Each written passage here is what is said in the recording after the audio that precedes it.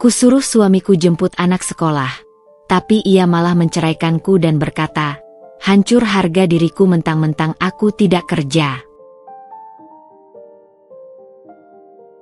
Halo Bunda, semoga Bunda semuanya dalam keadaan sehat dan bahagia ya. Sebelum masuk ke ceritanya, jangan lupa like, komen dan subscribe channel ini ya.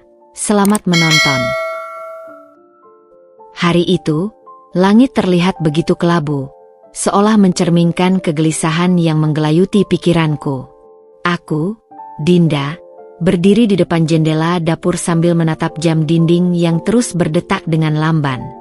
Tangan ini sibuk mengaduk sayur sop yang hampir matang, sementara mata terus melirik ke arah jam. Sudah pukul 3:15. Biasanya, Miskah, putri kecil kami yang baru duduk di kelas 1 SD, sudah tiba di rumah pukul 2:30. Kenapa belum pulang juga ya? Gumamku sendiri, sambil mengecilkan api kompor. Aku berjalan ke ruang tengah, di mana Mas Romi sedang duduk santai di sofa. Matanya tak lepas dari layar ponsel. Jari-jarinya asyik mengetik sesuatu, mungkin obrolan kerja, atau siapa tahu apa lagi. Sudah sejak 2 bulan lalu ia menganggur setelah hengkang dari perusahaannya karena konflik dengan atasan. Tapi, alih-alih mencari pekerjaan baru, ia lebih sering menghabiskan waktu dengan keluar rumah entah kemana, atau seperti sekarang, asyik dengan gadgetnya. Mas, tolong jemput Miskah, ya, pintaku, mencoba menahan nada panik yang mungkin terdengar di suaraku. Dia biasanya sudah pulang sekarang. Aku khawatir. Romi mengangkat kepalanya sebentar. Wajahnya berkerut seperti orang yang terganggu. Kenapa enggak kamu saja yang jemput? Aku lagi capek. Udara di ruangan itu tiba-tiba terasa lebih pengap. Aku menarik napas dalam-dalam, berusaha menenangkan diri. Aku sedang masak. Nanti kalau ditinggal bisa gosong. Lagi pula, kan kemarin kamu bilang mau bantu jemput-jemput Miskah kalau aku lagi sibuk. Ia menghela napas panjang, seperti orang yang sedang menahan amarah. Lalu, dengan gerakan kasar, ia melemparkan ponselnya ke bantalan sofa dan berdiri. Hidup sama kamu selalu saja disuruh-suruh. Aku ini suamimu atau tukang jemputan? Sih. Sakit. Sungguh sakit mendengar kalimat itu meluncur begitu saja dari mulutnya. Padahal, aku hanya meminta tolong sekali ini. Selama ini, akulah yang selalu mengurus semuanya. Mulai dari urusan rumah, belanja, hingga mengantar jemput Miskah kalau Romi sibuk dengan urusannya sendiri. Mas, aku cuma minta tolong sekali ini. Kalau memang gak mau, bilang dari tadi, aku pasti atur ulang. Kataku, berusaha menjaga suara tetap datar meski dada ini terasa sesak. Tapi Romi hanya melotot. Matanya seperti menyala-nyala. Atur ulang? Kamu pikir hidup ini cuma soal atur-ngatur? Aku lelah, Din. Lelah diperlakukan seperti babu di rumah sendiri.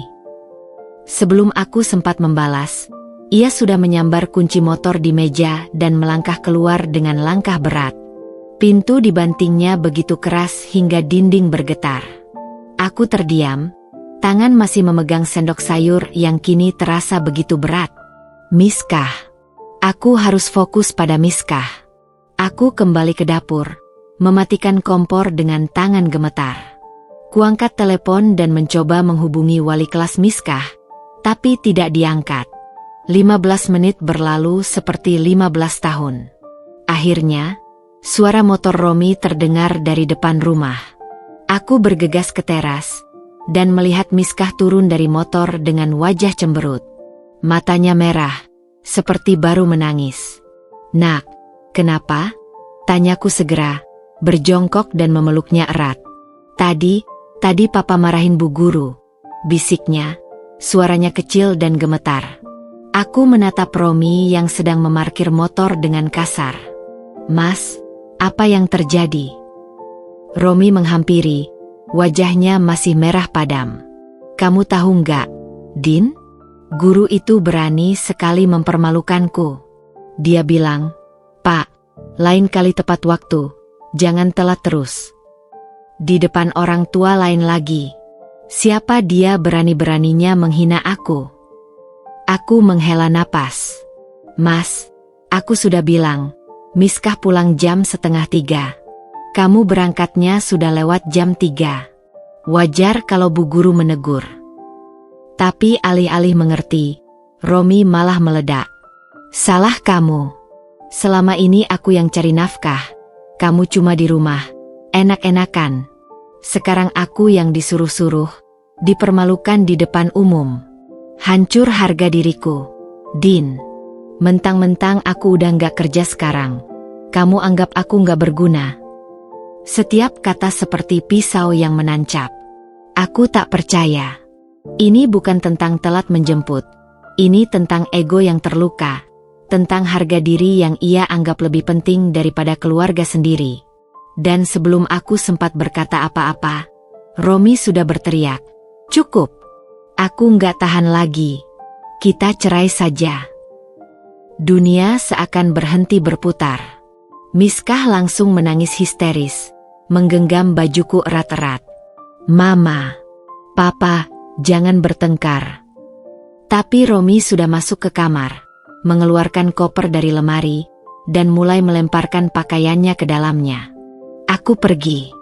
Urusan cerai, nanti kita bicara. Aku terduduk di lantai, memeluk Miskah yang ketakutan. Tak ada air mata yang keluar. Rasanya aku terlalu hancur untuk menangis. Hari ini seharusnya hanya tentang menjemput Miskah. Tapi ternyata, ini tentang akhir dari segala sesuatu yang selama ini kami bangun. Malam itu, setelah Romi pergi dengan membanting pintu, rumah terasa lebih sunyi dari biasanya.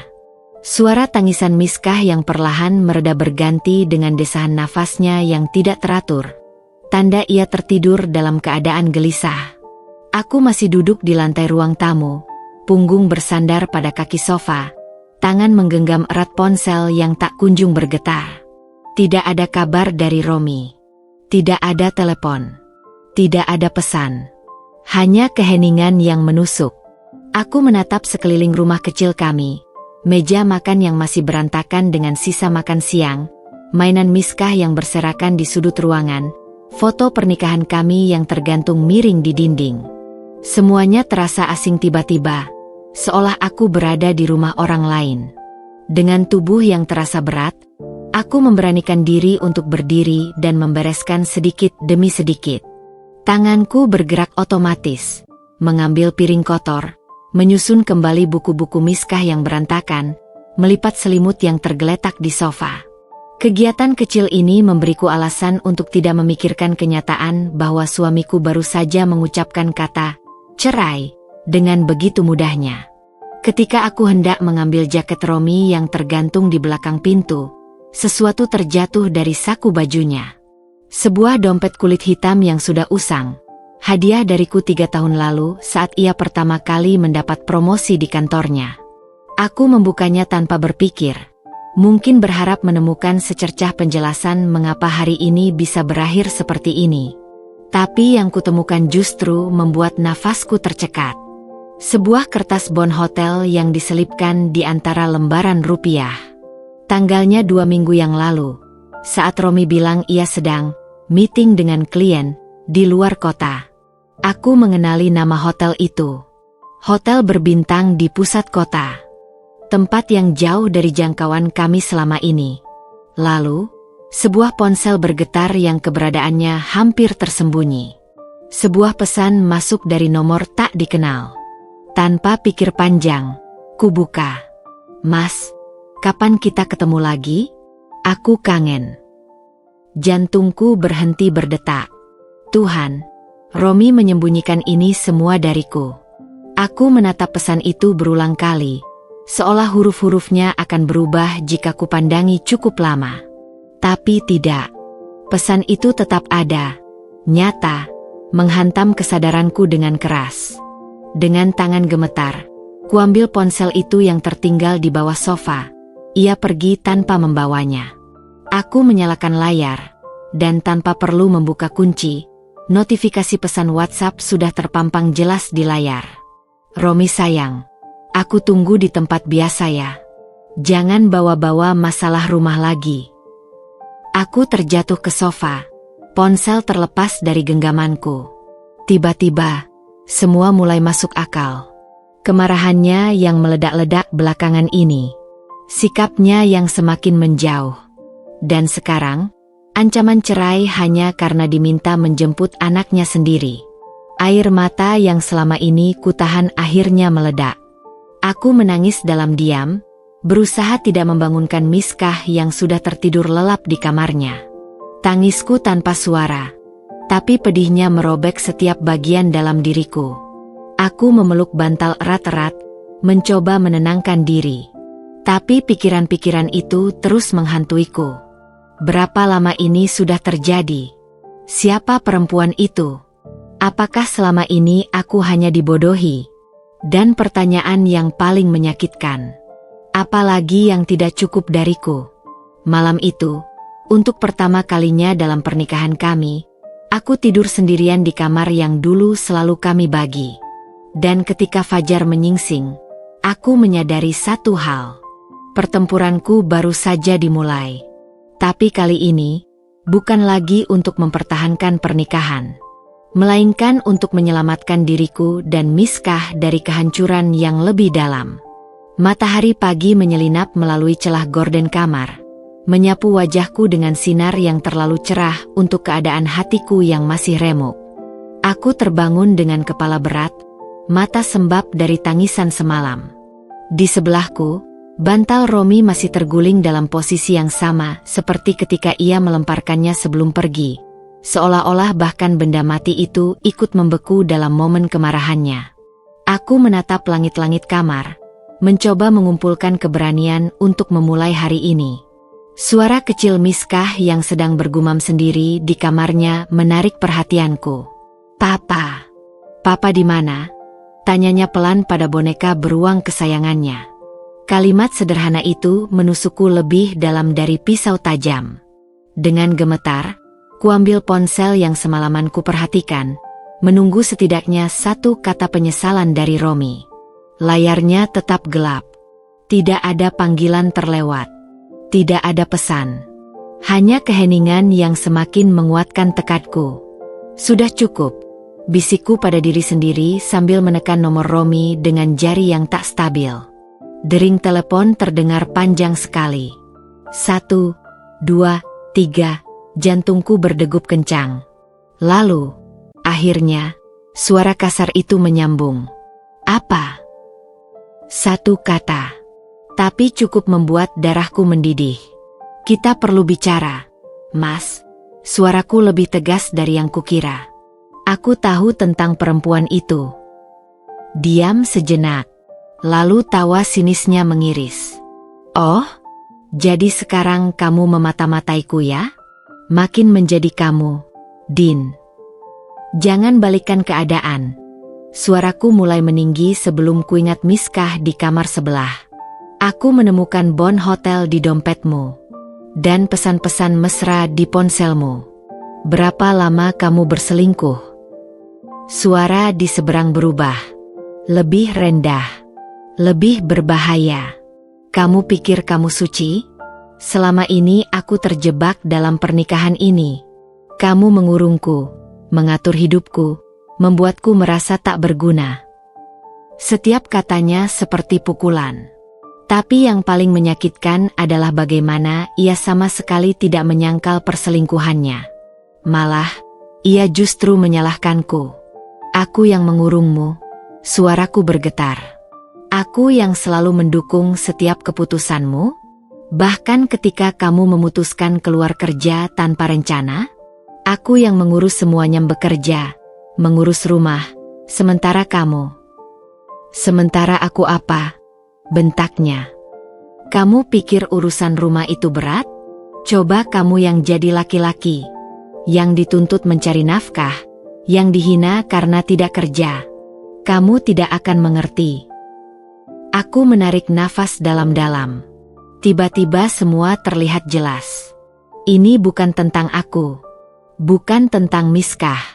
Ini tentang egonya yang terluka. tentang harga dirinya sebagai laki-laki yang ia rasa terusik. Jadi perselingkuhanmu itu apa? Balas dendam? Tanyaku. Tawa pahit menyelinap dalam suaraku. Kau tahu, Din? Suaranya tiba-tiba dingin. Dia menghargaiku. Dia tidak pernah menyuruh-nyuruhku seperti babu. Tidak seperti kamu. Kalimat terakhir itu mematikan.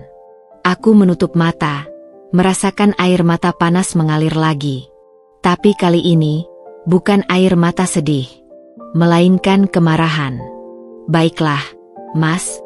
Suaraku sekarang datar, jauh lebih tenang dari yang kusangka. Kalau itu yang kau mau.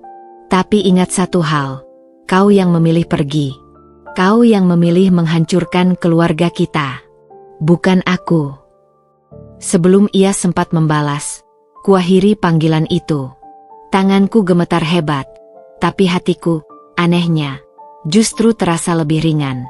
Dari kamar Miskah, suara kecilnya memanggil. Mama, aku lapar. Aku mengusap air mata, memaksakan senyum. Iya sayang, Mama buatkan sarapannya. Saat aku berdiri, sesuatu dalam diriku telah berubah. Mungkin inilah yang mereka sebut titik balik. Saat seorang perempuan memilih berhenti menangisi orang yang tidak layak, dan mulai berjuang untuk yang memang layak diperjuangkan. Hari itu, untuk pertama kalinya, aku membuatkan sarapan hanya untuk 2 orang, aku dan Miskah. Dan entah mengapa, meski sederhana, roti panggang dengan selai itu terasa lebih nikmat dari makanan apapun selama ini. Sedangkan untuk Romi, biarlah ia menikmati kebebasan yang begitu dibanggakannya.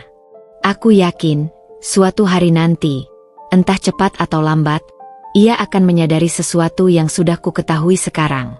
Bahwa perempuan yang katanya menghargainya, itu tidak akan pernah mau berbagi hidup dalam susah. Tidak seperti aku dulu.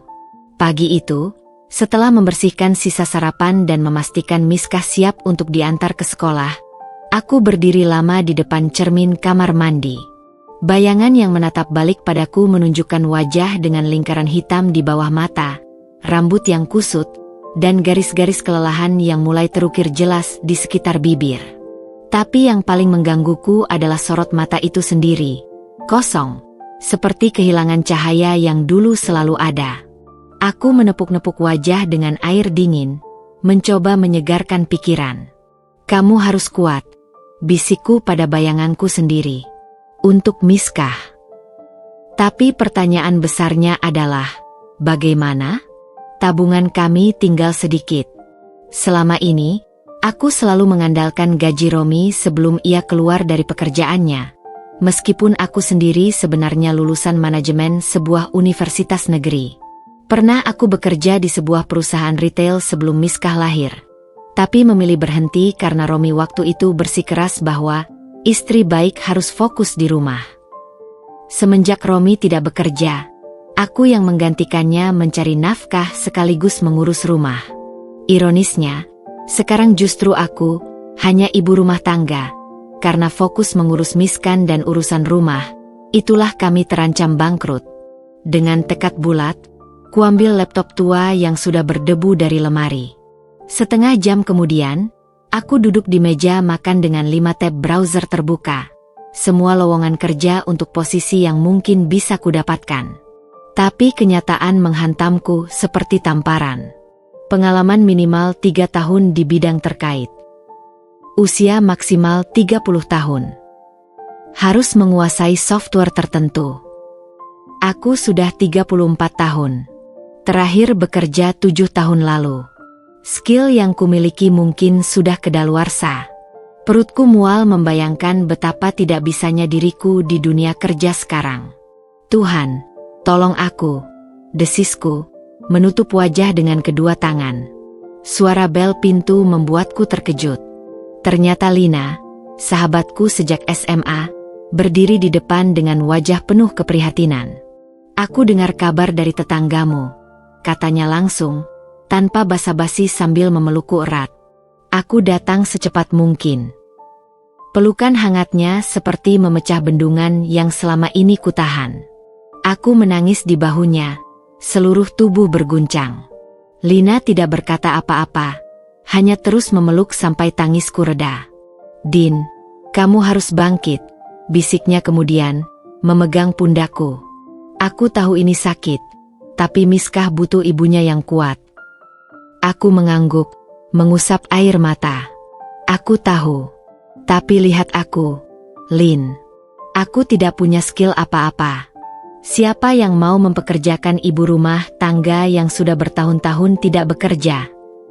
Lina tersenyum kecil. "Dengar, kafe tempatku bekerja sedang butuh orang untuk bagian administrasi. Gajinya tidak besar, tapi cukup untuk sementara. Mau coba?" Harapan kecil mulai tumbuh di dadaku. Tapi aku tidak punya pengalaman di bidang itu.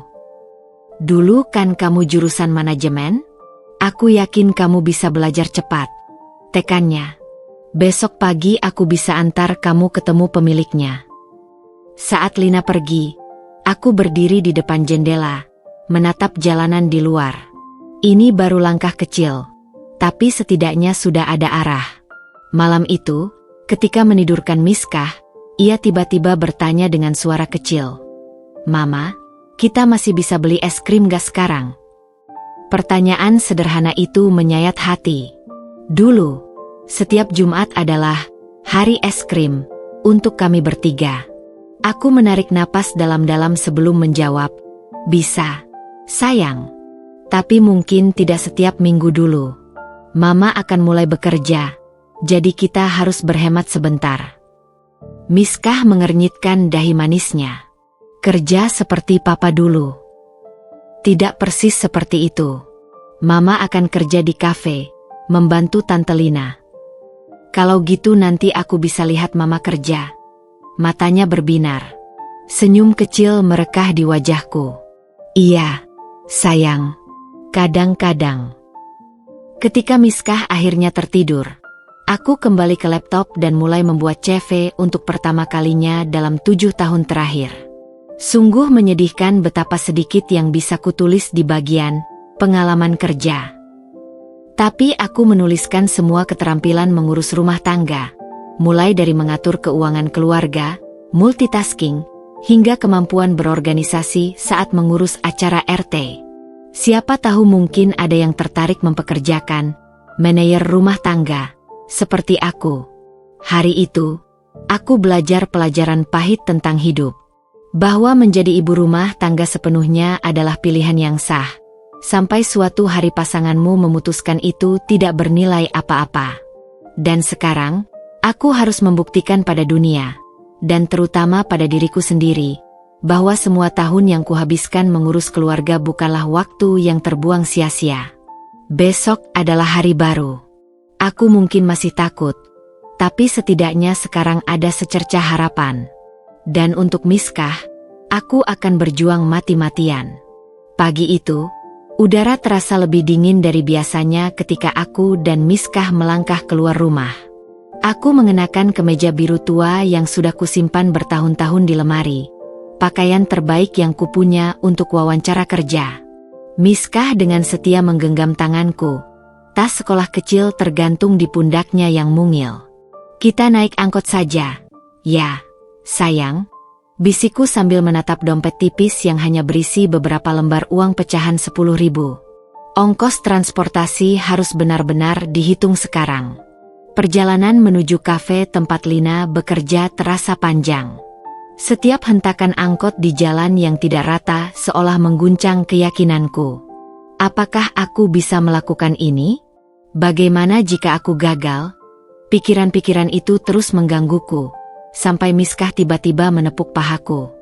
"Mama, lihat, ada pelangi," serunya dengan semangat, menunjuk ke jendela. Aku mengikuti arah jarinya. Benar, pelangi kecil terbentuk dari pancaran air mancur di sebuah mal yang kami lewati. Senyum kecil mengembang di wajahku. Di tengah semua ketidakpastian ini, Miskah tetap bisa menemukan keindahan. Ketika kami akhirnya tiba di Kafe Bening, sebuah tempat sederhana tapi asri di pusat kota. Lina langsung menyambut kami di pintu masuk. "Din." Akhirnya. Ia memelukku erat, lalu mengusap kepala Miskah. "Wah, Miskah sudah gede banget sekarang." Aku menatap sekeliling kafe itu. Beberapa pelanggan sedang asyik mengobrol sambil menikmati kopi mereka. Suara gemericik air mancur kecil di sudut ruangan menambah suasana tenang. Bau kopi segar dan kayu manis memenuhi udara. Tempat ini terasa nyaman. "Lina, aku." Suaraku tercekat. Tiba-tiba semua keraguan kembali menyerbu. Lina segera memahami. Ia memegang bahuku. "Tenang, Din. Pak Harun pemiliknya. Orang baik. Aku sudah ceritakan sedikit tentang kamu."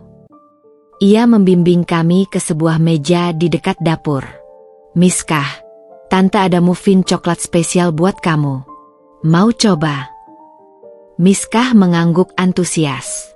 Lina tersenyum dan mengajaknya ke dapur, memberiku waktu untuk mengumpulkan diri.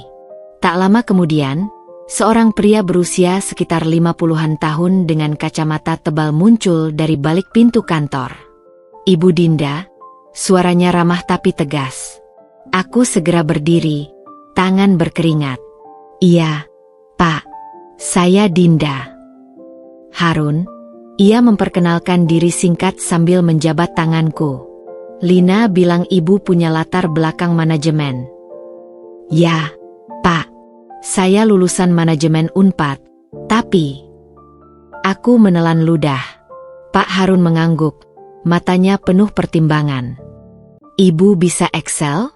Pembukuan dasar?" Saya bisa belajar cepat, Pak," jawabku jujur. "Selama ini saya yang mengatur keuangan rumah tangga. Saya terbiasa multitasking dan ibu bisa tersenyum di tengah kesulitan?" Tanyanya tiba-tiba, memotong pembicaraan. Aku terkejut. "Maaf." Ia menunjuk ke arah Miskah yang sedang asyik makan muffin dengan Lina. "Anak ibu." Dia terlihat bahagia. Padahal dari cerita Lina, ibu sedang melalui masa sulit. Air mata menggenang di mataku, tapi aku berusaha menahannya. "Saya berusaha, Pak, untuknya." Pak Harun menghela napas panjang. "Dengar, Ibu Dinda. Saya butuh orang untuk mengatur persediaan, membantu pembukuan sederhana, dan kadang melayani pelanggan saat ramai. Gaji awal 3,5 juta. Bisa nego setelah masa percobaan." Hatiku berdegup kencang. Itu jauh lebih kecil dari gajiku dulu, tapi lebih dari cukup untuk kebutuhan dasar kami sementara. Saya menerimanya, Pak. Terima kasih banyak. Besok mulai jam 8 pagi. Lina akan mengajarkan tugas-tugas dasarnya. Ia berdiri, lalu tiba-tiba tersenyum. "Oh ya, Miskah boleh ikut di sini kalau ibu sedang shift dan dia libur sekolah.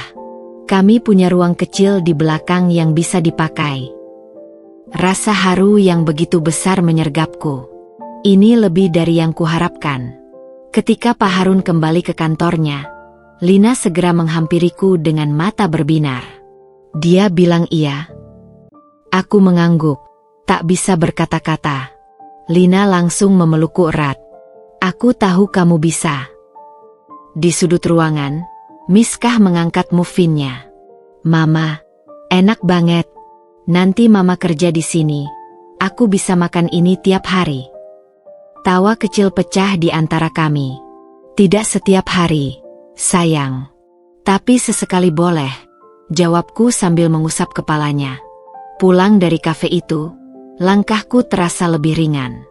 Angkot yang kami tumpangi kali ini seolah berjalan lebih mulus. Miskah tertidur lelap di pangkuanku. Sisa muffin masih menempel di sudut mulutnya. Aku menatap keluar jendela, menyaksikan kota yang sibuk berlalu. Hari ini, aku mendapatkan lebih dari sekadar pekerjaan. Aku mendapatkan harapan baru. Tapi di sudut hati kecilku, ada pertanyaan yang masih menggelitik. bagaimana reaksi Romi jika tahu aku sekarang bekerja di kafe? Aku mengusir pikiran itu. Tidak penting lagi. Yang penting sekarang adalah aku sudah menemukan pijakan pertama untuk bangkit. Dan untuk Miskah, aku akan memastikan ini hanya awal dari kehidupan baru kami yang lebih baik. Esok hari akan menjadi hari pertamaku kembali ke dunia kerja setelah 7 tahun. Mungkin akan sulit, mungkin aku akan membuat banyak kesalahan. Tapi setidaknya sekarang, aku punya alasan untuk bangun pagi dengan semangat baru. Dan untuk pertama kalinya sejak Romi pergi, aku merasa cukup. 3 minggu sudah berlalu sejak aku mulai bekerja di Cafe Bening. Tangan yang dulu hanya terbiasa memegang spatula dan lapel kini mulai mahir menari di atas keyboard laptop, menginput data persediaan dengan ritme yang semakin hari semakin lancar. Pak Harun bahkan memujiku kemarin. Katanya aku cepat beradaptasi untuk seseorang yang sudah lama tidak bekerja. Pagi itu, aku sedang memeriksa stok gula di gudang kecil belakang kafe ketika dering teleponku memecah kesunyian. Nomor tak dikenal. Biasanya aku mengabaikan panggilan seperti ini, tapi sesuatu membuatku mengangkatnya. Halo. Suara di seberang membuatku kaku. Din, ini aku. Romi. Suaranya serak, berbeda dengan nada penuh amarah yang terakhir kudengar. Tanpa kusadari, genggamanku pada karung gula semakin erat hingga jari-jariku memutih. Apa yang kamu butuhkan? Jawabku dingin, berusaha menahan getar di suaraku. Diam sejenak. Lalu ia menghela napas panjang. Aku dipecat dari pekerjaan baruku. Aku menutup mata sebentar. Ini seharusnya tidak membuatku merasa apa-apa. Tapi kenapa dadaku masih sesak mendengarnya? Dan kenapa kamu memberitahuku itu? Kamu senang ya dengar kabar ini? Suaranya tiba-tiba tajam. Tapi kemudian melunak lagi. Aku butuh tempat tinggal sementara. Hanya beberapa hari. Aku janji tidak akan mengganggu. Seketika itu juga, semua ingatan tentang pengkhianatannya, tentang kata-kata kejinya, tentang air mata Miskah, semua kembali mengalir deras. Aku menarik napas dalam-dalam. Tidak mungkin, Romi. Ini rumahku dan Miskah sekarang. Kamu sudah memilih pergi. Ingat. Din, tolong. Suaranya pecah. Aku tidak punya siapa-siapa lagi. Kalimat itu seharusnya menyentuh hatiku. Tapi yang kurasakan justru kemarahan yang mendidih. Kamu tidak punya siapa-siapa. Bisikku, berusaha menahan suara agar tidak meledak. Kamu punya kami, Romi. Kamu punya istri yang setia mendampingimu meski penghasilanmu tidak tetap. Kamu punya anak yang menyayangimu. Tapi kamu memilih menginjak-injak semua itu. Din. Aku tahu aku salah. Salah? Tawaku pahit. Kamu pikir ini cuma tentang salah? Kamu menghancurkan keluarga kita. Romi. Untuk apa? Untuk perempuan yang bahkan tidak mau menampungmu sekarang. Diam panjang di seberang. Aku bisa mendengar napasnya yang berat. Dia ternyata sudah punya suami. Akhirnya ia mengaku dengan suara hampir tak terdengar. Tawa yang keluar dari mulutku kali ini begitu getir hingga membuatku sendiri terkejut. Jadi sekarang kamu mengerti bagaimana rasanya dikhianati? Romi tidak menjawab. Yang kudengar hanya suara kecil seperti ia menahan isak. Aku menutup mata, merasakan pertempuran dalam diriku sendiri. Sebagian diriku ingin terus menyakitinya, membalas semua luka yang ia berikan. Tapi bagian lain, bagian yang dulu begitu mencintainya, hanya merasa lelah. Romi, dengarkan baik-baik, kataku perlahan. Aku tidak akan membiarkanmu tinggal di rumah itu. Tapi, aku berhenti sejenak, mempertimbangkan kata-kata berikutnya. Aku akan transfer sejumlah uang untukmu menginap seminggu di kos-kosan. Hanya ini, jangan harap lebih. Din. Ini bukan untukmu, potongku cepat. Ini untuk Miskah. Aku tidak mau dia suatu hari tahu aku membiarkan ayahnya terlantar. Sebelum ia sempat membalas, kuakhiri panggilan itu. Tanganku gemetar begitu hebat hingga karung gula yang tadi kugenggam jatuh ke lantai dengan suara berdebu. Aku bersandar ke dinding, perlahan meluncur hingga duduk di lantai. Air mata panas mengalir deras. Tapi kali ini bukan air mata sedih. Ini air mata kelegaan. Seperti suatu beban berat akhirnya terangkat. Di luar gudang, suara Lina memanggil namaku. Dinda, ada pelanggan yang mau bayar. Aku segera mengusap air mata, berdiri dan membetulkan seragam kafeku. Saat aku melangkah keluar, sinar matahari pagi menyapuku melalui jendela-jendela besar. Dan untuk pertama kalinya, aku merasa benar-benar bebas. Romi mungkin berpikir ini adalah karma untuknya. Tapi bagiku, ini adalah pembebasan. Aku tidak lagi menjadi istri yang menunggu suami pulang. Aku sekarang adalah Dinda, seorang ibu, seorang pekerja, seorang pejuang yang mulai menemukan kekuatannya sendiri. Dan itu jauh lebih berharga dari segalanya. Hujan deras mengguyur atap rumah kami ketika aku pulang kerja malam itu. Payung kecil yang kubawa basah kuyup tak mampu menahan terpaan angin kencang. Begitu masuk, aku langsung mencium aroma khas tanah basah bercampur sedikit bau apek dari rumah yang sudah tua ini. Miskah? Mama pulang. Panggilku sambil melepas sepatu basah di teras. Biasanya, putri kecilku akan berlari menyambut dengan cerita-cerita seru tentang harinya. Tapi malam ini, hanya keheningan yang menyambutku. Aku menemukannya duduk di lantai kamar, dikelilingi oleh buku-buku dan krayon, tapi matanya kosong menatap keluar jendela. Sayang, kenapa tidak menyapa Mama? Kubisik sambil berlutut di sampingnya, tangan mengusap punggungnya yang kecil. Dia mengangkat bahu, gerakan yang tidak biasa untuk anak seceria Miskah. Lagi nggak mood, Ma. Kata-kata itu diucapkan dengan nada datar yang tidak wajar dari bocah 7 tahun, membuat dadaku sesak. Ku keluarkan kotak makan berisi muffin kesukaannya dari tas. Tadi Mama bawain muffin coklat spesial dari kafe. Mau? Dia melirik sebentar, lalu menggeleng. Nggak lapar. Ini sudah minggu ketiga Miskah bersikap seperti ini. Semenjak telepon dari Romi itu, meski aku berusaha menyembunyikannya, sepertinya dia merasakan ketegangan yang kualami. Aku duduk bersila di lantai, menariknya pelan ke pangkuanku. Nak, kamu mau cerita ke Mama? Ada apa di sekolah hari ini? Diam beberapa detik. Lalu, dengan suara kecil yang nyaris tak terdengar, dia bertanya. Mama, kenapa teman-teman bilang aku anak broken home? Nafasku tercekat. Jantung berdebar kencang. Tangan gemetar memeluknya lebih erat. Siapa yang bilang begitu, sayang? Tadi siang, waktu pelajaran menggambar. Suaranya terisak. Aku gambar kita bertiga. Terus Rina bilang gambarku salah. Katanya keluarga yang benar itu Mama, Papa, dan anak. Tapi Papa nggak tinggal sama kita lagi. Air matanya jatuh membasahi bajuku. Aku menelan ludah, berusaha mencari kata-kata yang tepat. Sayang, dengarkan Mama. Kubalikan badannya sehingga dia bisa melihat mataku. Setiap keluarga itu berbeda.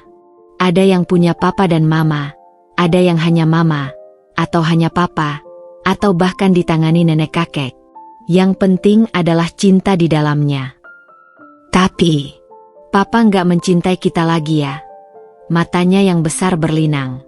Pertanyaan itu menusuk seperti pisau. Aku menarik napas dalam. Papa, mungkin sedang kebingungan sendiri. Nak, tapi bukan berarti dia tidak mencintaimu. Terkadang orang dewasa juga melakukan hal-hal yang tidak kita mengerti. Miskah mengusap matanya dengan punggung tangan. Aku kangen Papa, Ma. Tapi aku juga marah sama Papa. Aku bingung. Aku memeluknya erat, mencium bau sampo anaknya yang masih harum. Tidak apa-apa, merasa bingung. Sayang, Mama juga begitu. Yang penting kita jujur pada perasaan sendiri, ya. Malam itu, setelah menidurkan Miskah yang akhirnya tertidur lelah setelah menangis, aku duduk di teras rumah menatap hujan. Telepon genggamku pegang. Jemari menari di atas layar membuka laman sekolah Miskah. Nilai-nilai terbarunya turun drastis. Tugas-tugas yang dulu rapi sekarang berantakan dengan coretan-coretan tidak jelas. Guru wali kelasnya bahkan mengirim pesan minggu lalu. Bu Dinda, kami perhatikan Miskah sering melamun di kelas. Apakah ada masalah di rumah? Aku menatap langit gelap, hujan seakan mencucurkan air mataku yang tak keluar. Di tengah semua keberhasilanku bertahan secara finansial, di tengah semua kebanggaan bisa mandiri, aku merasa gagal sebagai ibu. Keesokan harinya, sebelum berangkat kerja, aku mengetuk pintu kepala sekolah SD Miskah. Bu, saya ingin berkonsultasi tentang kondisi Miskah, kataku pada Bu Yani, wanita parubaya dengan kacamata tebal itu. Dia menyuruhku duduk, wajah penuh empati. Saya sudah menduga ibu akan datang. Sebenarnya, kami sudah meminta bantuan psikolog sekolah untuk mengamati Miskah. Psikolog? Suaraku nyaris tak terdengar. Bu Yani mengangguk. Perubahan drastis pada anak biasanya tanda ada yang tidak beres. Menurut Bu Siska, psikolog kami, Miskah sedang mengalami konflik loyalitas. Konflik loyalitas. Ia mencintai ayahnya, tapi juga marah karena ayahnya pergi. Ia ingin membela ibu, tapi juga merindukan keluarganya utuh. Ini beban berat untuk anak seusianya. Aku menunduk, tangan menggenggam erat tas kerjaku. Apa yang harus saya lakukan? Pertama, biarkan ia mengekspresikan emosinya. Kedua, Bu Yani memandangku penuh arti. Ibu juga perlu bantuan. Jangan sampai beban ini ibu tanggung sendirian. Pulang dari sekolah, langkahku terasa berat. Miskah bukan satu-satunya yang terluka. Aku juga. Tapi sebagai ibu, aku harus lebih dulu kuat. Hari itu, aku belajar pelajaran baru. Bahwa patah hati seorang anak adalah luka yang paling dalam. Dan menyembuhkannya membutuhkan lebih dari sekedar muffin coklat dan pelukan. Butuh waktu. Butuh kesabaran. Dan yang paling penting, butuh kejujuran untuk mengakui bahwa terkadang, orang tua pun tidak tahu semua jawaban. Minggu-minggu berlalu seperti air mengalir. Aku mulai menemukan ritme baru dalam hidup. Bangun pagi, menyiapkan sarapan untuk Miskah, mengantarnya ke sekolah sebelum bergegas ke kafe, lalu pulang di sore hari untuk menemani Miskah mengerjakan PR. Rutinitas yang sederhana, tapi terasa penuh makna.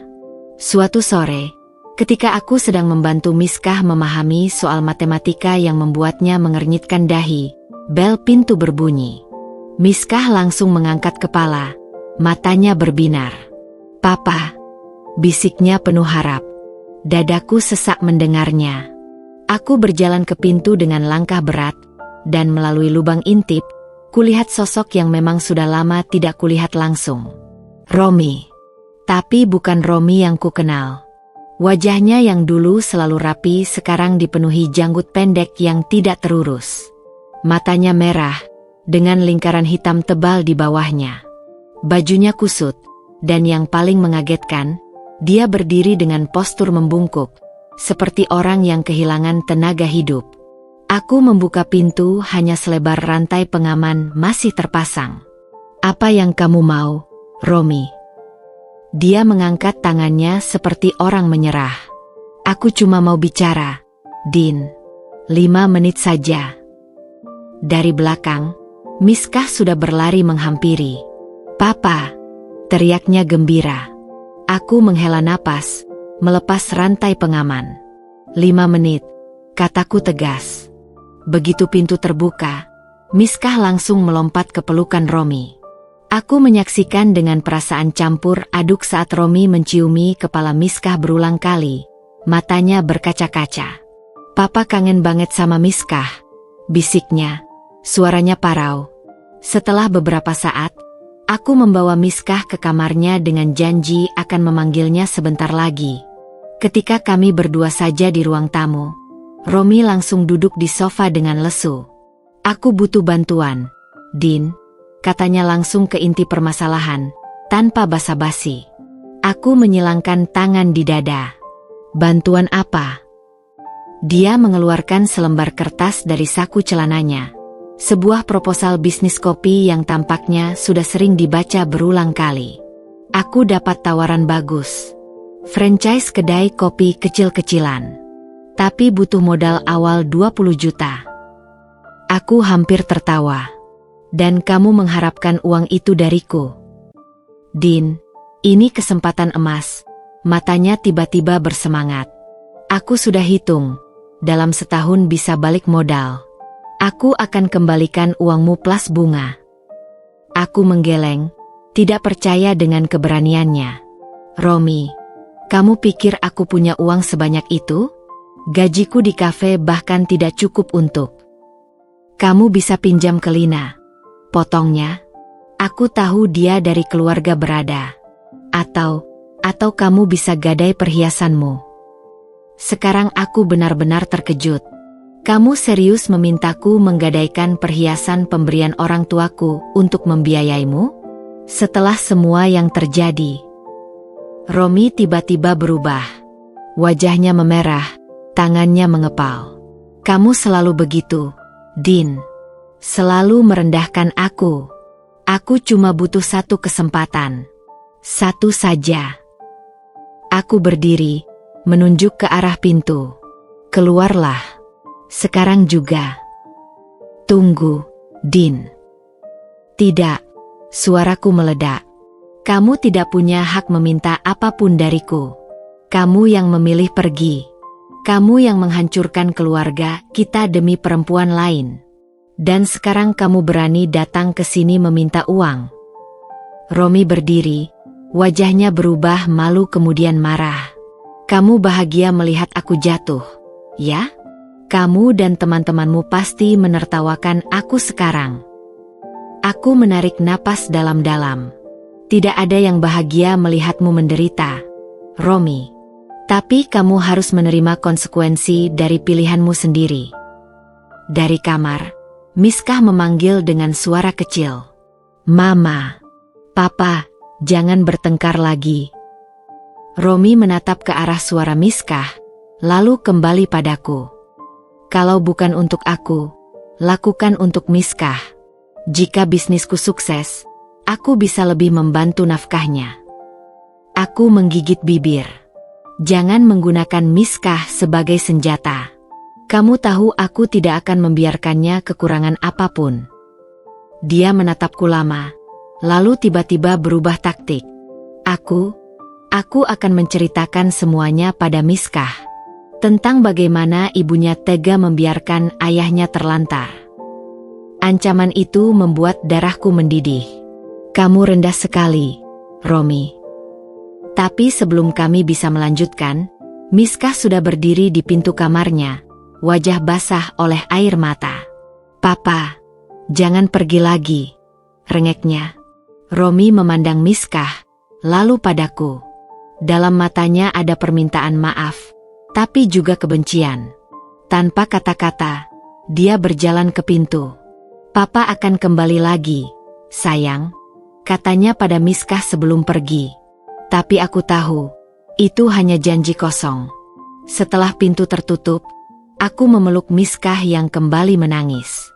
Di luar, hujan mulai turun perlahan, seolah mengiringi kepergian Romi. Malam itu, setelah Miskah tertidur, aku duduk di dapur memandangi proposal bisnis yang Romi tinggalkan. Di balik semua kemarahanku, ada rasa sedih yang dalam. Dulu, Romi adalah pria penuh ambisi yang selalu punya rencana matang. Sekarang, dia hanya bayangan dari dirinya sendiri, terjebak dalam ilusi kesuksesan instan tanpa mau bekerja keras. Aku merobek proposal itu perlahan, menyaksikan kertas-kertasnya jatuh ke tempat sampah. Ini bukan lagi tentang cinta atau kebencian. Ini tentang menerima bahwa orang yang dulu kukenal sudah tidak ada lagi.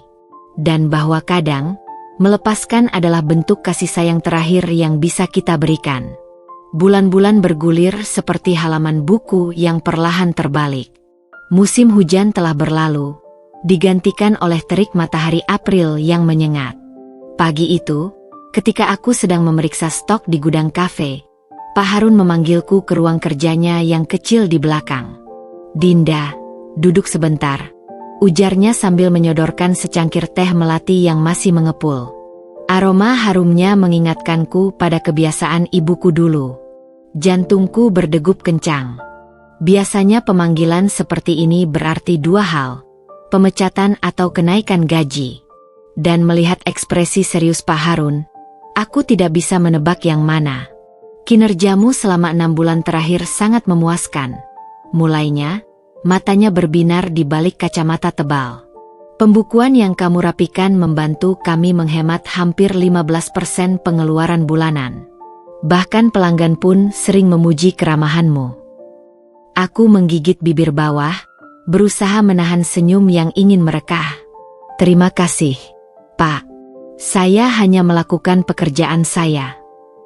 Pak Harun menggeleng, lalu mengeluarkan selembar kertas dari laci mejanya. "Saya ingin menawarkan posisi baru untukmu, manajer operasional. Kamu akan bertanggung jawab penuh atas pembukuan, pengadaan barang, dan mengawasi staf lainnya. Gajinya tentu lebih besar." Mataku membesar.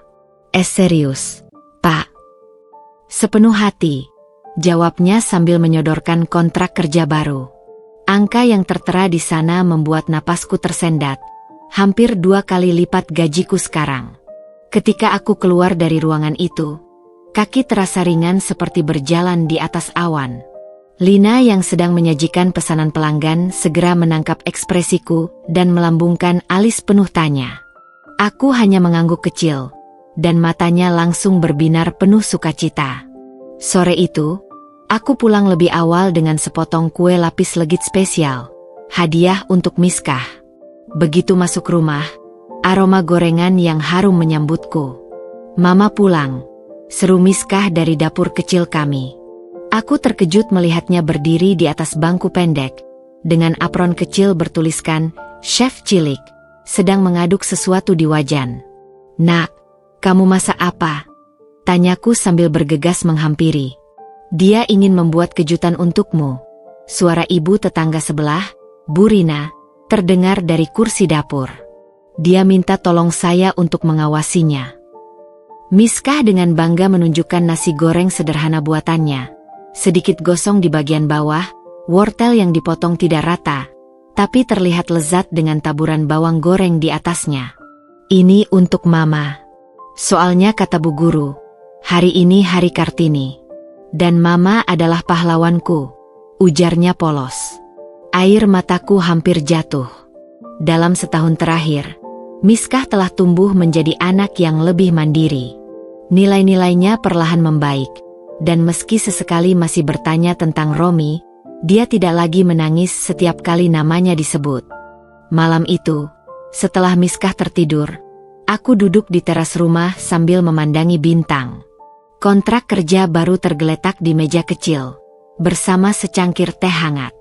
Pikiranku melayang ke masa lalu, ketika aku masih menjadi istri yang sepenuhnya bergantung pada suami, ketika harga diriku diukur dari pengakuan seorang lelaki.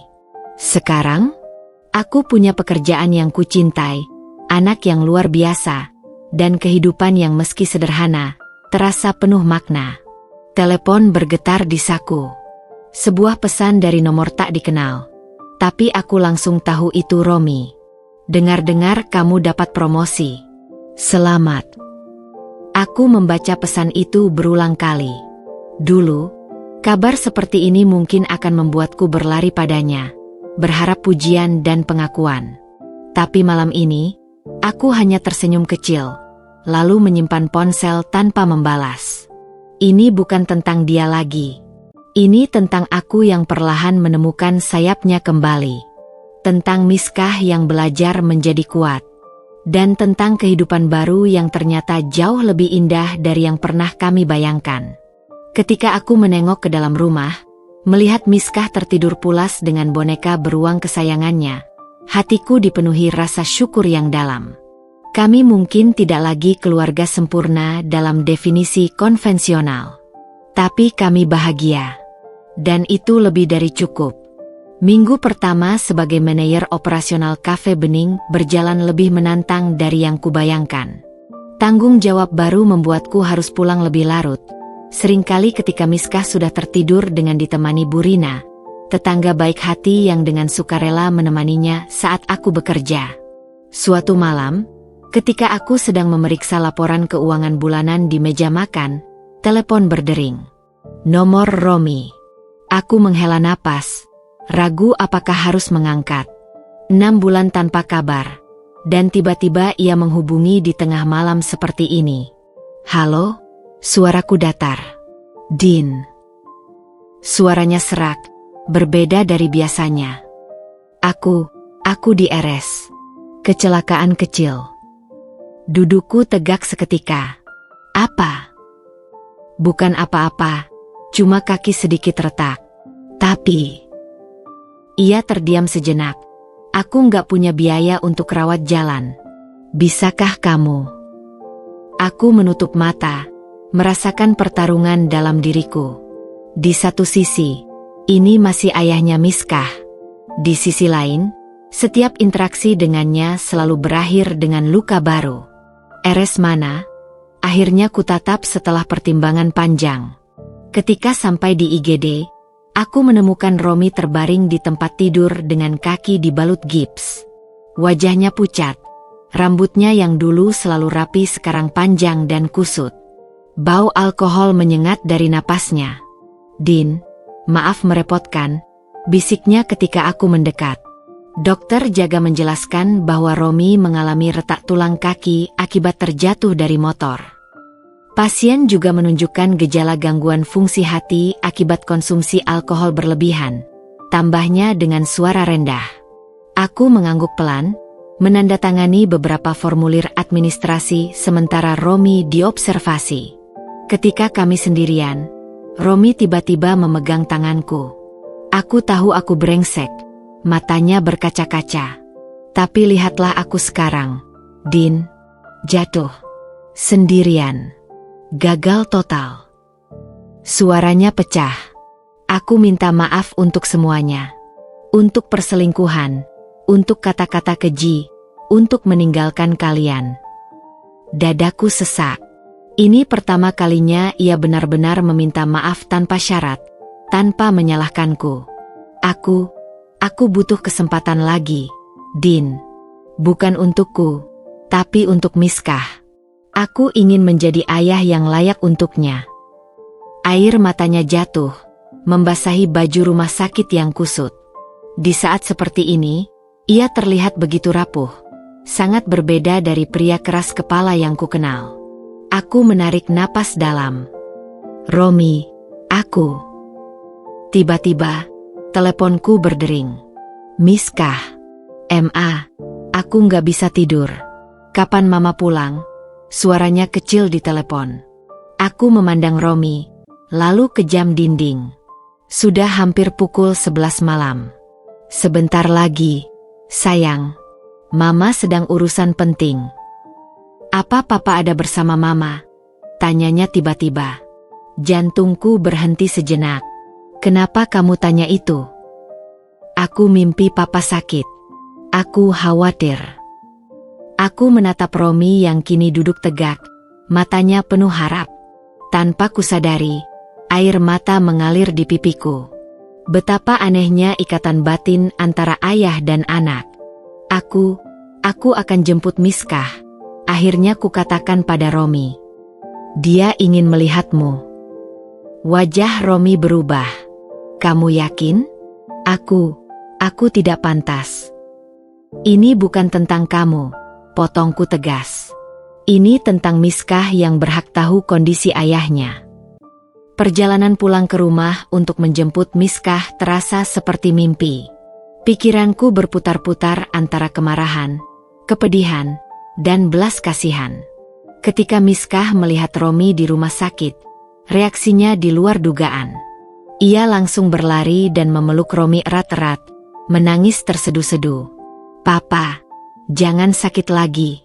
Aku janji akan jadi anak baik." Romi menangis terseduh, memeluk putri kecil kami seperti tidak akan pernah melepaskannya. "Maafkan Papa, sayang. Papa janji akan lebih baik." Aku berdiri di pintu kamar, menyaksikan pemandangan itu dengan hati yang terbelah.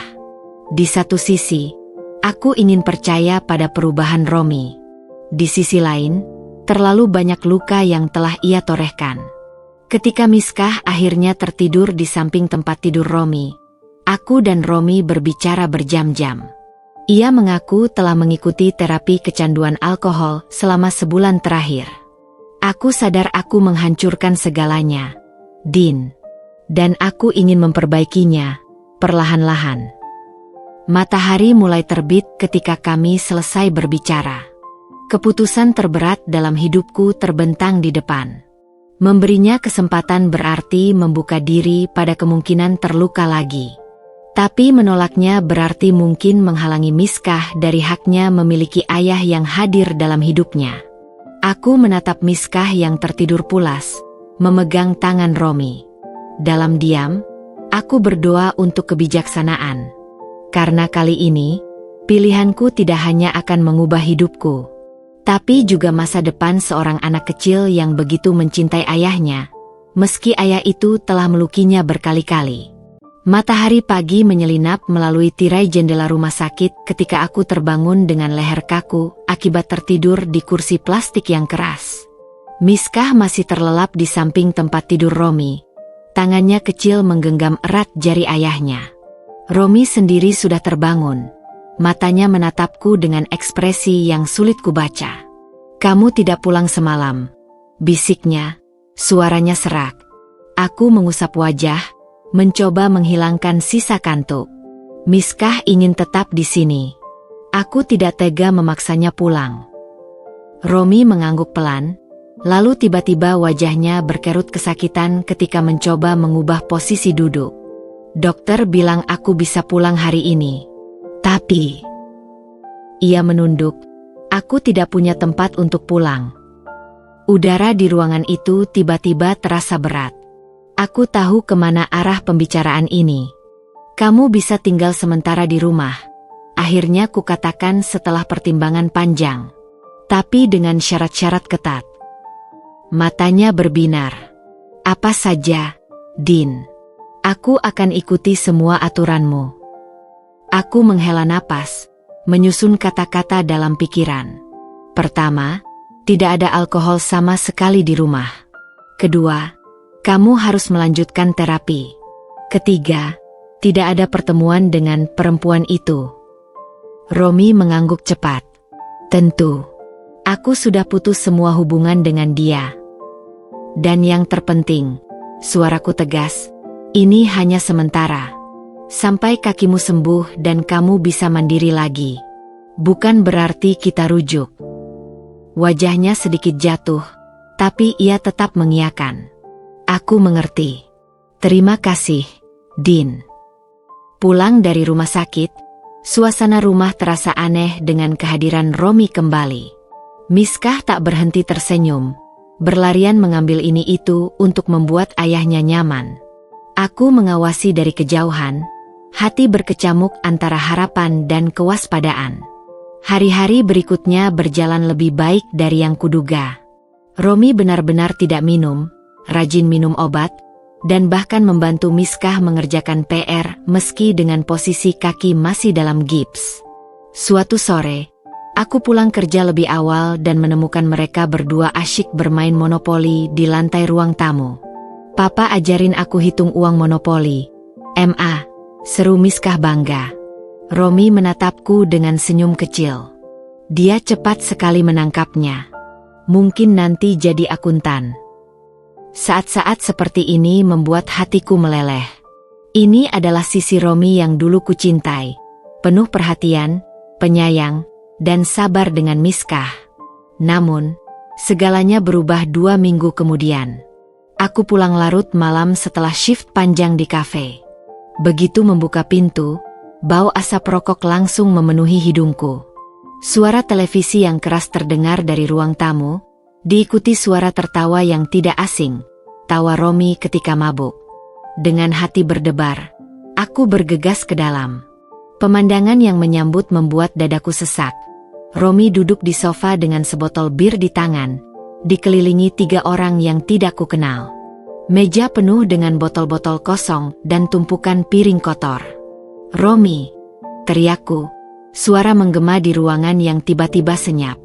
Dia menoleh, matanya merah dan berkaca-kaca. "Oh, kamu pulang. Ayo join kita. Ini teman-teman baruku." Salah satu pria asing itu menyeringai. "Istri kamu cantik juga, Rom." Aku gemetar dari ujung rambut sampai kaki. "Keluarkan mereka dari sini. Sekarang." Romi menggerutu tapi akhirnya menyuruh teman-temannya pergi.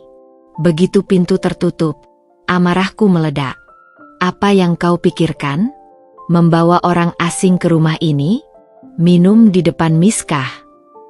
"Dia tidur. Tenang saja." Romi membela diri sambil meneguk birnya. "Aku cuma butuh bersosialisasi sedikit. Hidup jadi stres sejak kembali ke sini. Diatur terus seperti anak kecil." Setiap kata yang keluar dari mulutnya seperti menusuk-nusuk jantungku. "Kau ingat janjimu? Tentang terapi? Tentang tidak minum?" Dia melemparkan botol kosong ke dinding. "Janji. Janji. Selalu tentang janji. Kamu pikir mudah jadi orang gagal di mata istri dan anak sendiri?" Teriakannya membangunkan Miskah yang muncul dari kamar dengan mata mengantuk dan ketakutan. "Mama? Papa?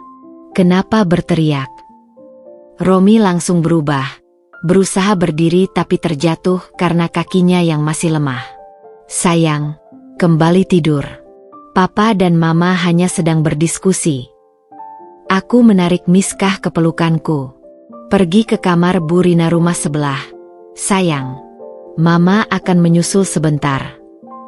Setelah Miskah pergi dengan wajah penuh ketakutan, aku menghadapi Romi dengan air mata yang sudah tak bisa kutahan lagi. "Kau lihat apa yang kau lakukan padanya? Setelah semua kemajuan yang sudah dicapai." Romi tiba-tiba menangis. Aku tidak sanggup, Din. Setiap kali melihat kamu sukses, sementara aku cuma beban. Aku butuh pelarian." Aku menggeleng, rasa sakit di dada semakin menjadi. "Tidak, Romi. Kau butuh bertanggung jawab. Tapi kau memilih jalan mudah seperti biasa." Keesokan paginya, ketika Miskah sudah berangkat sekolah dengan Bu Rina, aku mengemasi barang-barang Romi. "Kamu harus pergi. Hari ini juga," kataku tanpa ampun. Dia mencoba memohon, berjanji akan berubah, tapi kali ini aku sudah kebal. "Aku memberimu kesempatan, Romi, dan kau memilih menghancurkannya." Ketika ia akhirnya pergi dengan taksi, aku duduk di tangga depan rumah, tubuh lelah tapi hati terasa anehnya lebih ringan. Lina datang beberapa jam kemudian dengan segelas coklat panas dan pelukan tanpa syarat. "Kamu kuat, Din. Kamu sudah melakukan yang terbaik." Aku menangis di bahunya, melepaskan semua rasa sakit, kemarahan, dan kekecewaan. Hari ini, aku belajar pelajaran terberat. Bahwa mencintai seseorang tidak berarti harus terus-menerus menyelamatkannya dari dirinya sendiri. Dan bahwa terkadang, melepaskan dengan tegas adalah bentuk cinta yang paling tulus. Untukku, dan terutama untuk Miskah. Hujan turun deras membasahi jalanan kota ketika telepon genggamku bergetar di tengah malam. Aku terbangun dengan jantung berdebar, tangan meraba-raba di atas meja samping tempat tidur untuk mencari ponsel. Cahaya layar yang menyilaukan memaksa mataku berkedip beberapa kali sebelum akhirnya bisa membaca nama yang terpampang, Romi. Aku menghela napas panjang, mempertimbangkan untuk tidak mengangkat. Sudah 2 bulan sejak aku mengusirnya dari rumah, dan selama itu pula ia tidak memberi kabar. Tapi sesuatu dalam naluriku mengatakan bahwa panggilan larut malam seperti ini pasti penting. Halo? Suaraku serak karena baru terbangun. Suara di seberang bukanlah suara Romi. Ibu Dinda. Seorang pria dengan suara berat dan resmi. Saya Brigadir Anton dari Polsek Jatinegara. Suami Anda sedang kami tahan. Dudukku tegak seketika, tangan menggenggam erat ponsel. Apa yang terjadi? Kasus penipuan online, Bu. Modus investasi bodong. Sudah 5 korban melapor. Dunia di sekelilingku seolah berhenti berputar. Aku menutup mata, mencoba mencerna informasi ini. Romi? Penipu? Apakah saya perlu ke sana sekarang? Tanyaku, pikiran langsung melayang ke Miskah yang sedang tidur pulas di kamar sebelah. Tidak perlu buru-buru, Bu. Proses penahanan sudah selesai. Besok pagi baru bisa dilakukan pemeriksaan lebih lanjut. Setelah menutup telepon, aku duduk terpaku di tepi tempat tidur, menatap gelapnya kamar. Seharusnya aku marah. Seharusnya aku merasa dendam. Tapi yang kurasakan justru sebuah ketenangan aneh, seperti sudah memperkirakan ini akan terjadi. Keesokan paginya, setelah mengantar Miskah ke sekolah dengan wajah tersenyum palsu, aku menuju kantor polisi yang disebutkan. Ruang tunggu berbau apek dengan kursi plastik keras yang membuat punggungku pegal. Butuh hampir 1 jam sebelum akhirnya aku diizinkan bertemu Romi. Ketika dia dibawa masuk dengan borgol di tangan, napasku tersedat. Romi yang dulu selalu begitu peduli dengan penampilan sekarang mengenakan kaos oblong kotor dan celana jeans lusuh. Matanya merah, wajahnya pucat, dan ada luka kecil di alisnya. Din. Suaranya serak ketika melihatku. Aku menggeleng, tidak tahu harus berkata apa. Petugas memberi kami waktu 10 menit untuk berbicara. Aku tidak melakukan itu. Romi langsung membela diri. Aku cuma diminta tolong teman urusin akun sosial media. Aku nggak tahu itu untuk nipu orang. Aku menatapnya lama, mencoba mencari Romi yang dulu kukenal di balik wajah yang kini penuh kepalsuan ini. Masihkah kau berbohong padaku, Romi? Setelah semua yang terjadi. Dia menunduk, bahunya turun. Aku butuh uang, Din.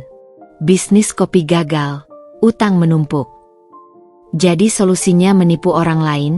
Suaraku meninggi, membuat petugas di seberang ruangan melirik ke arah kami. Romi tiba-tiba menangis.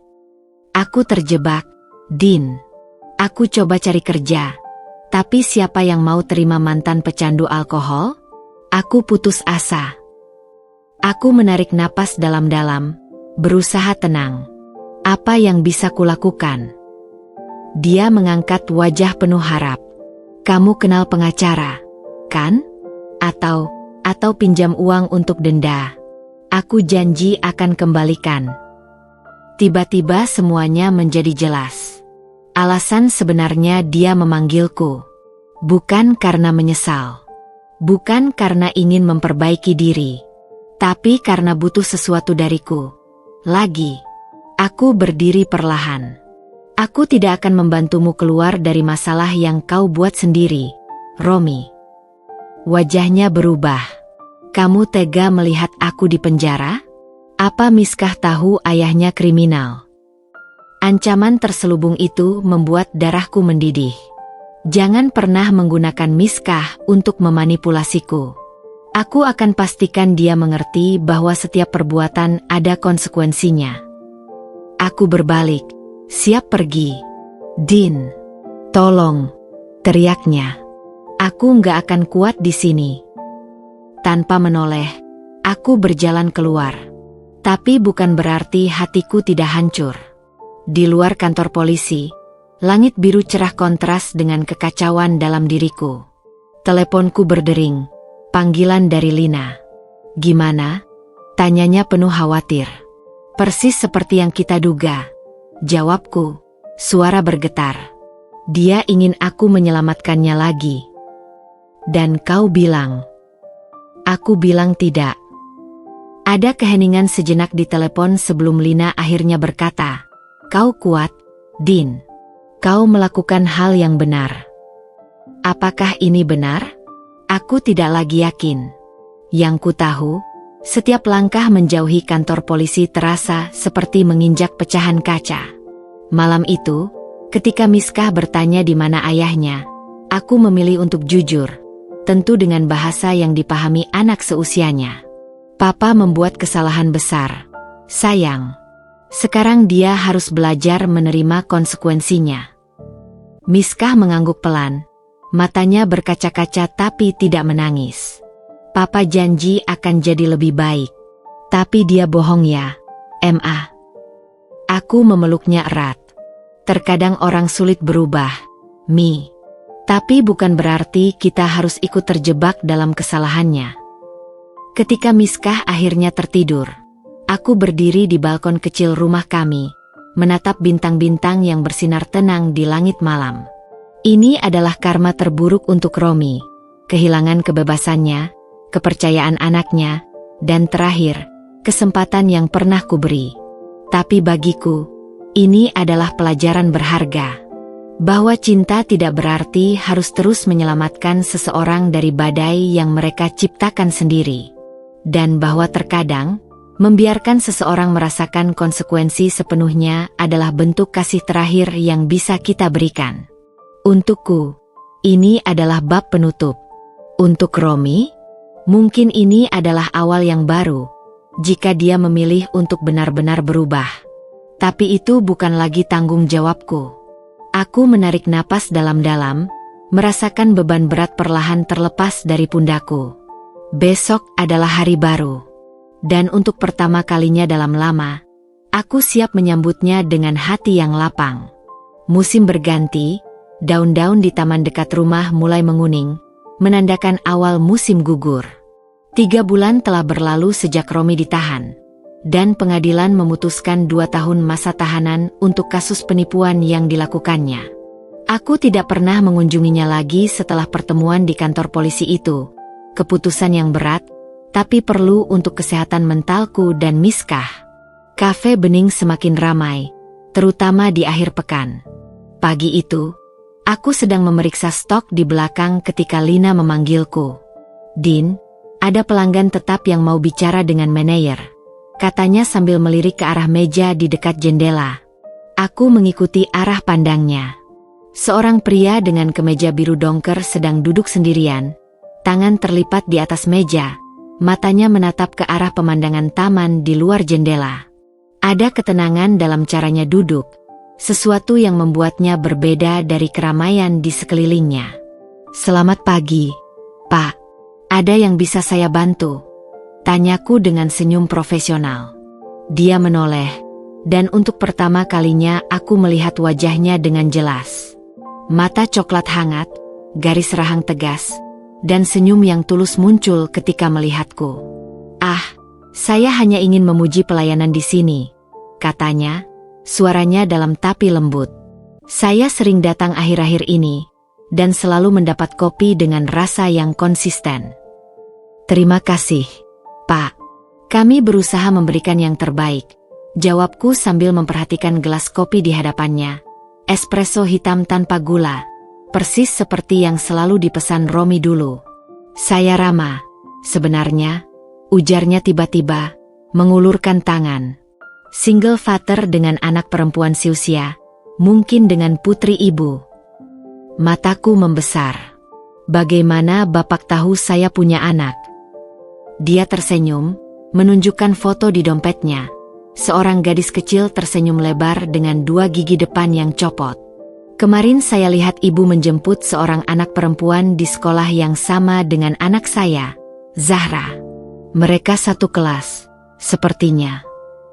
Percakapan mengalir lebih natural dari yang kuduga. Rama ternyata seorang arsitek yang bekerja freelance, membesarkan Zahra sendirian setelah istrinya meninggal karena kanker 2 tahun lalu. Ada kedalaman dalam matanya ketika bercerita, sebuah kesedihan yang sudah diterima, tapi tidak pernah benar-benar hilang. "Jadi ibu mengelola kafe ini sendirian?" tanyanya penuh minat. Aku mengangguk, tiba-tiba merasa aneh bercerita tentang hidupku pada orang asing. Tapi entah mengapa, ada sesuatu tentang Rama yang membuatku ingin terbuka. "Iya," sambil mengurus Miskah, "putri saya. Suami saya sedang tidak ada di gambar sekarang." Dia mengangguk pelan, tidak memaksa untuk tahu lebih banyak. "Parenting solo itu maraton tanpa garis finish, ya." Kalimat sederhana itu menyentuh sesuatu dalam diriku. Begitu tepat menggambarkan perjuangan sehari-hari yang jarang diakui orang. Ketika Rama akhirnya pergi setelah membayar kopinya, Lina langsung menghampiriku dengan alis melengkung penuh arti. Dia menarik, "Ya." Aku menggeleng sambil membersihkan meja yang baru ditinggalkan Rama. "Hanya pelanggan biasa, Lin." Tapi Rama ternyata tidak berhenti menjadi hanya pelanggan biasa. Dia mulai datang secara teratur, selalu di meja yang sama di dekat jendela, kadang membawa laptop untuk bekerja, kadang buku sketsa untuk menggambar.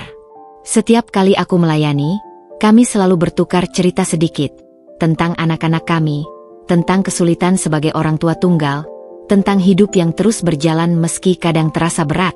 Suatu sore ketika hujan deras mengguyur kota, aku melihatnya berdiri di teras kafe, jelas kebingungan karena tidak membawa payung. "Tunggu sebentar," kataku, lalu mengambil payung cadangan dari belakang. "Ini, pinjam saja." Dia tersenyum, matanya berbinar. "Tapi bagaimana dengan ibu nanti pulang? Saya punya jas hujan di motor. Lagi pula, Zahra pasti sudah menunggu."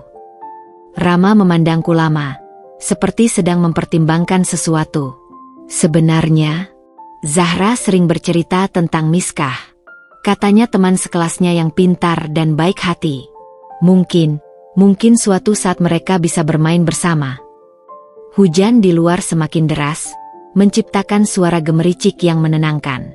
Di dalam hatiku, sebuah pintu yang lama terkunci perlahan mulai terbuka. Hanya selebar celah, tapi cukup untuk membiarkan sedikit cahaya masuk. "Mungkin suatu saat," jawabku akhirnya, tersenyum kecil. Ketika aku pulang malam itu, Miskah yang sedang menggambar di meja makan langsung bertanya, "Mama kenapa senyum-senyum sendiri?" Aku terkejut, tidak menyadari bahwa senyum itu masih ada di wajahku. "Ah, tidak apa-apa, sayang. Hari ini ada pelanggan yang lucu di kafe." Miskah mengangguk, lalu kembali ke gambarnya. Sebuah lukisan keluarga dengan 3 orang. Aku, dirinya, dan seorang pria tinggi dengan rambut hitam yang tidak kukenal. Dadaku berdebar. "Ini, siapa, sayang?" Dia mengangkat bahu. "Aku nggak tahu. Cuma gambaran ayah yang baik aja." Di kamar mandi, sambil mencuci muka, aku menatap bayanganku di cermin. Sudah bertahun-tahun sejak terakhir kali aku merasa tertarik pada seseorang. Apakah ini wajar? Apakah aku siap? Dan yang paling penting, apakah Miskah siap melihat ibunya membuka hati lagi? Malam itu, sebelum tidur, aku membuka album foto lama, gambar pernikahanku dengan Romi, saat kami masih muda dan penuh harapan. Aku tidak menangis melihatnya lagi. Rasa sakitnya sudah berubah menjadi sebuah kenangan pahit yang bisa kuakui tanpa hancur. Mungkin, hanya mungkin, sudah waktunya untuk membuka bab baru. Bukan untuk melupakan masa lalu, tapi untuk belajar bahwa hati ini masih mampu mempercayai lagi. Dan bahwa cinta tidak harus selalu berakhir dengan luka. Minggu-minggu berikutnya setelah pertemuan dengan Rama terasa berbeda. Seperti ada energi baru yang mengalir pelan dalam keseharian kami. Miskah, yang selama ini lebih banyak diam sejak kepergian Romi, mulai menunjukkan perubahan kecil yang membuat hatiku hangat. Suatu Sabtu pagi, aku terbangun oleh suara riuh rendah dari dapur. Dengan mata masih setengah tertutup, kuikuti sumber suara itu dan menemukan Miskah berdiri di atas bangku kecil, berusaha mengaduk sesuatu di dalam mangkuk. Meja dapur berantakan dengan tepung tercecer, cangkang telur di atas piring, dan susu yang tumpah sedikit di lantai. "Nak, apa yang kamu lakukan?" Tanyaku sambil mengucek mata. Dia menoleh, wajahnya penuh dengan bercak tepung putih. Aku mau bikin pancake surprise untuk Mama. Seperti yang Mama suka di kafe. Dadaku terasa hangat sekali. Ini pertama kalinya sejak Romi pergi, Miskah menunjukkan inisiatif seperti ini. Butuh bantuan. Miskah menggeleng keras, rambut ikalnya yang sebahu berayun-ayun. Aku bisa sendiri. Tante Lina kasih resep sederhana buat anak-anak. Aku duduk di kursi dapur, menyaksikan putriku yang masih 7 tahun itu dengan serius mengikuti instruksi dari buku catatan kecil berwarna merah muda. Tangannya yang mungil kesulitan mengupas pisang, tapi dia tidak menyerah. Ada tekad baru di matanya yang membuatku tersenyum. Ketika pancake surprise, yang ternyata lebih mirip bubur kental itu akhirnya selesai, Miskah menyajikannya dengan bangga di piring favoritnya yang bergambar unicorn. Ini spesial buat Mama, karena Mama kerja keras. Aku menyuap makanan itu dengan berlebihan antusias, meski rasanya terlalu manis dan teksturnya aneh. Enak sekali, sayang. Kamu hebat. Miskah tersipu malu, tapi matanya berbinar bangga. Aku belajar dari YouTube juga. Nanti aku mau bisa masak banyak biar bisa bantu Mama. Perubahan Miskah tidak berhenti di situ. Di sekolah, Bu Guru mengabari bahwa Miskah mulai aktif lagi di kelas. Bahkan memimpin kelompok presentasi tentang keluarga bahagia di pelajaran PPKN. Yang menarik, kata Bu Guru saat aku menjemput Miskah suatu sore, Miskah menggambarkan keluarga bahagia itu terdiri dari ibu, anak, dan kakek nenek. Tidak ada figur ayah. Pulang ke rumah, aku memberanikan diri bertanya pada Miskah tentang hal itu saat kami berdua sedang mencuci piring bersama. Nak, tadi Bu Guru bilang kamu presentasi bagus tentang keluarga. Kenapa gambarmu tidak ada ayahnya?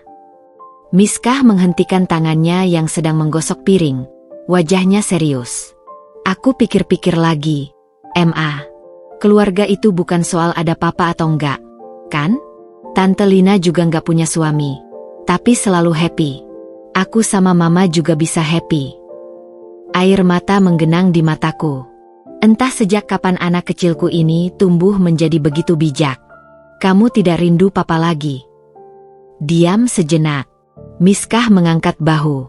Aku rindu papa yang dulu. Yang baik.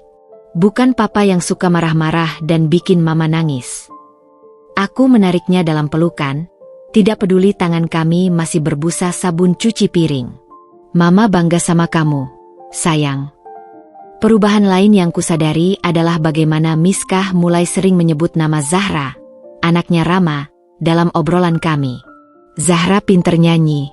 Ma, hari ini di kelas musik dia diajarin nyanyi lagu baru terus ngajarin aku. Cerita Miskah suatu hari. Atau, Zahra bawa beku bento lucu hari ini. Katanya papanya yang bikin. Dan yang paling membuatku tersentak, aku suka Zahra. Papanya juga baik ya, Ma? Kemarin waktu aku ke kelas, dia anterin Zahra pakai motor, terus dikasih helm pink lucu. Ada sesuatu dalam cara Miskah bercerita yang membuatku bertanya-tanya. Apakah dia secara tidak sadar merindukan figur ayah dalam hidupnya? Ataukah ini hanya persahabatan biasa dengan teman sekelas? Keraguan itu terjawab suatu sore ketika aku dan Rama kebetulan menjemput anak kami di waktu yang sama. Zahra dan Miskah langsung berpegangan tangan dan memohon untuk bermain bersama sebentar di taman sekolah. Boleh, kan, Pak? Cuma setengah jam. Pinta Zahra pada ayahnya dengan mata besar yang sulit ditolak. Rama menoleh padaku, matanya bertanya, kalau Ibu Dinda tidak keberatan. Aku mengangguk. Dan kami berempat pun menghabiskan waktu di taman bermain sekolah. Aku duduk di bangku dekat ayunan, sementara Rama berdiri mendorong kedua anak yang tertawa riang. Lebih tinggi, Om. Lebih tinggi, teriak Miskah. Wajahnya bersinar dengan keceriaan yang jarang kulihat akhir-akhir ini. Mata Rama menemukanku, dan kami berdua tersenyum. Sebuah pemahaman tanpa kata antara dua orang tua tunggal yang mengerti betapa berharganya momen bahagia seperti ini. Pulang ke rumah, Miskah yang biasanya langsung asyik dengan mainan atau gambarnya, malah duduk di depanku dengan wajah serius. "Ma, aku mau tanya sesuatu." "Apa, sayang?" "Kalau suatu hari nanti Mama punya teman laki-laki lagi, aku nggak akan marah." Nafasku tercekat. Dari mana ini datangnya? Kenapa tiba-tiba bilang begitu? Miskah mengangkat bahu, tapi matanya penuh pemahaman yang tidak seharusnya dimiliki anak seusianya. "Aku lihat Mama sama Papa Zahra sering ngobrol di kafe. Mama selalu senyum-senyum kalau habis ngobrol sama dia." Aku menarik napas dalam-dalam, berusaha mencari kata-kata yang tepat. "Mama dan Om Rama hanya teman, sayang. Sama seperti kamu dan Zahra." Miskah mengangguk, tapi ekspresinya menunjukkan dia tidak sepenuhnya percaya.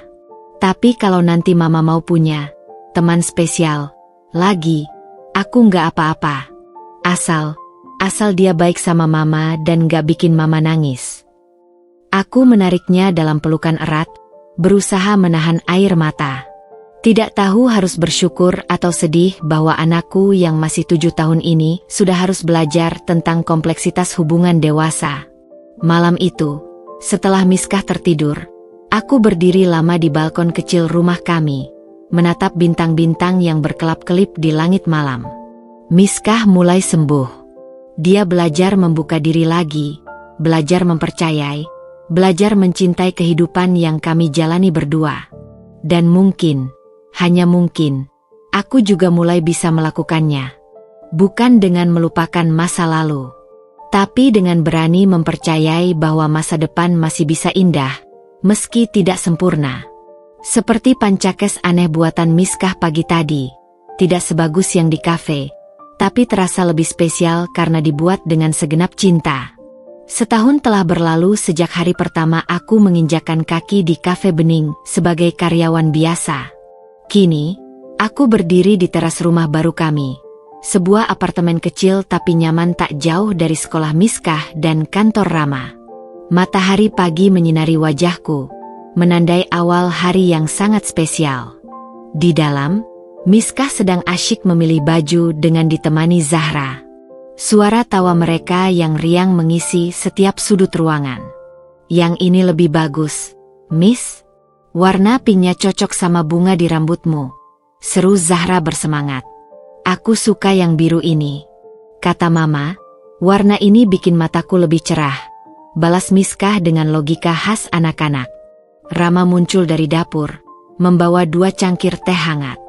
Matanya berbinar ketika melihatku. Gugup. Aku menerima cangkir itu, jari-jariku bersentuhan sebentar dengan miliknya. Sedikit.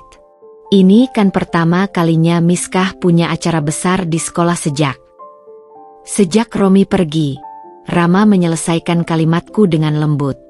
Dia tidak pernah menghindari nama Romi, tidak pernah berpura-pura masa laluku tidak ada. Itulah salah satu hal yang paling kuhargai darinya. Acara hari ini adalah pentas drama sekolah Miskah dan Zahra. Miskah akan memerankan putri duyung kecil, peran utama dalam pertunjukan itu. Latihan selama sebulan penuh telah dilaluinya dengan semangat yang membuatku terharu. "Kalian berdua siap?" tanya Rama ke arah kamar anak-anak. 2 menit lagi, sahut Zahra yang kebagian menjadi asisten sutradara. Rama dan aku duduk di sofa baru yang kami beli bersama bulan lalu. Perlahan, tangannya menemukan tanganku, menjalin jari jemari kami dengan erat. "Kamu ingat pertama kali kita bertemu?" bisiknya. Aku tersenyum. "Kau memesan espresso hitam tanpa gula." Aku langsung berpikir, orang ini sama seperti Romi. Dan sekarang aku tahu kopi hitammu tidak pernah sepahit ceritamu, jawabku sambil menepuk punggung tangannya. Hubungan kami tidak berjalan cepat. Butuh 6 bulan pertemanan sebelum akhirnya kami memutuskan untuk berkencan. Dan 3 bulan setelah itu, baru berani memperkenalkan hubungan kami pada anak-anak. Prosesnya tidak selalu mulus. Ada malam-malam ketika Miskah terbangun menangis, bertanya apakah ini berarti dia harus melupakan Romi. Ada hari-hari ketika aku ragu, takut membuat kesalahan yang sama. Tapi perlahan, kami belajar bersama.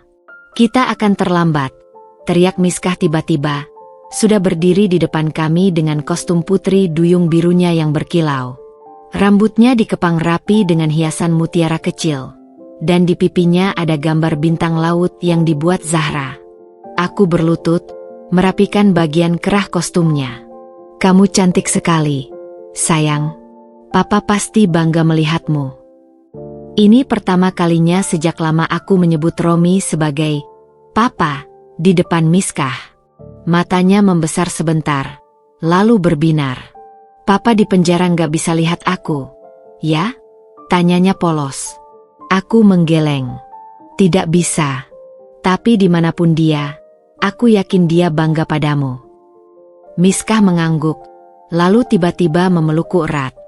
Aku senang sekarang Mama punya Papa Rama. Dia baik, dan gak pernah bikin Mama nangis. Di belakangku, Rama tersenyum kecil, lalu pergi memberi kami ruang. Dia selalu tahu kapan aku butuh waktu berdua dengan Miskah. Pentas drama itu sukses besar. Miskah tampil percaya diri di panggung. Suaranya yang jernih menyanyikan lagu tema dengan sempurna. Di barisan penonton, tanganku tak sengaja bersentuhan dengan Rama. Tanpa berpikir, kami saling menggenggam, menyaksikan Miskah dan Zahra bersinar di atas panggung. Ketika pertunjukan usai, kami semua pergi makan malam bersama. Aku, Rama, Miskah, Zahra, dan Lina yang dengan bangga mengaku sebagai tante bagi kedua anak itu. Di tengah keceriaan itu, teleponku bergetar. Sebuah pesan dari nomor tak dikenal. Aku dengar Miskah jadi bintang pentas hari ini. Beritahu dia Papa minta maaf tidak bisa hadir. Dan aku senang kamu menemukan seseorang yang lebih baik. Aku menatap pesan itu lama, lalu memutuskan untuk tidak membalas. Beberapa luka memang perlu waktu untuk sembuh sepenuhnya. Beberapa maaf lebih baik diterima dalam diam. Malam itu, ketika semua sudah tidur, aku berdiri di balkon apartemen kami yang kecil, menatap kota yang berkelap-kelip. Rama bergabung, membawakan selimut untuk menutupi pundakku. Pikirkan apa? Tanyanya sambil memelukku dari belakang. Aku bersandar pada dekapan itu. Tentang bagaimana hidup ini aneh. Tentang bagaimana luka bisa berubah menjadi kekuatan. Tentang bagaimana akhir yang pahit bisa menjadi awal yang manis. Rama mencium peluk pundakku. Dan tentang bagaimana kita berdua sangat beruntung punya Miskah dan Zahra. Aku tersenyum, memandang ke arah kamar tidur di mana kedua anak itu tertidur lelap setelah seharian bersuka cita. Ya, tentang itu juga. Di langit malam, bintang-bintang bersinar terang, seolah menyaksikan dan merestui babak baru kehidupan kami. Ini bukan akhir yang sempurna. Tapi ini akhir yang cukup. Lebih dari cukup.